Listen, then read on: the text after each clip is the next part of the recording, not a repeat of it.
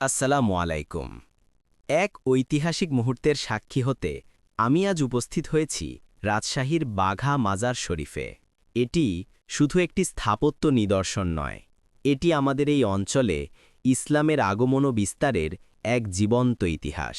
প্রায় ৫ শতাব্দী ধরে এই পবিত্র ভূমি হাজারো মানুষের ভক্তি ও ভালোবাসার কেন্দ্রবিন্দু।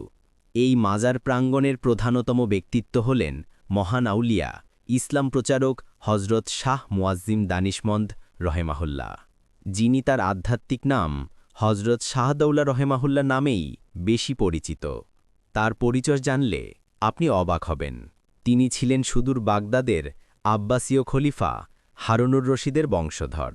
সাম্রাজ্যের আরামদায়ক জীবন ত্যাগ করে শুধুমাত্র আল্লাহর দ্বীনের দাওয়াত প্রচারের জন্য তিনি বেছে নিয়েছিলেন সুদীর্ঘ পথ।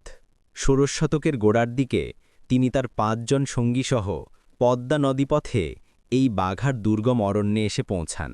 এখানেই তিনি তার খানকা স্থাপন করেন এবং আধ্যাত্মিক সাধনার মাধ্যমে ইসলামের শান্তিময় বাণী প্রচার শুরু করেন। তার সত্যনিষ্ঠ জীবনযাপন এবং ঐশ্বরিক শক্তিতে মুগ্ধ হয়ে তৎকালীন অগণিত মানুষ ইসলাম ধর্মে দীক্ষিত হন। বলা যায়, এই বাঘা মাজার শরীফই ছিল বরেন্দ্র অঞ্চলে ইসলামের বিস্তারের মূল ভিত্তিভূমি। মাজারের মূল অংশের ঠিক পাশেই রয়েছে এক বিশাল কবরস্থান। এই স্থানে শায়িত আছেন সেই সকল পুণ্যাত্মা যারা ইসলামের আলো ছড়িয়েছেন। এই সারিবদ্ধ কবরগুলোর মধ্যে রয়েছে হজরত শাহদৌলা রহেমাহুল্লার সেই ৫ জন বিশ্বস্ত সঙ্গী এবং তার সুযোগ্য পুত্র হজরত শাহ আব্দুল হামিদ রহেমাহুল্লার কবর।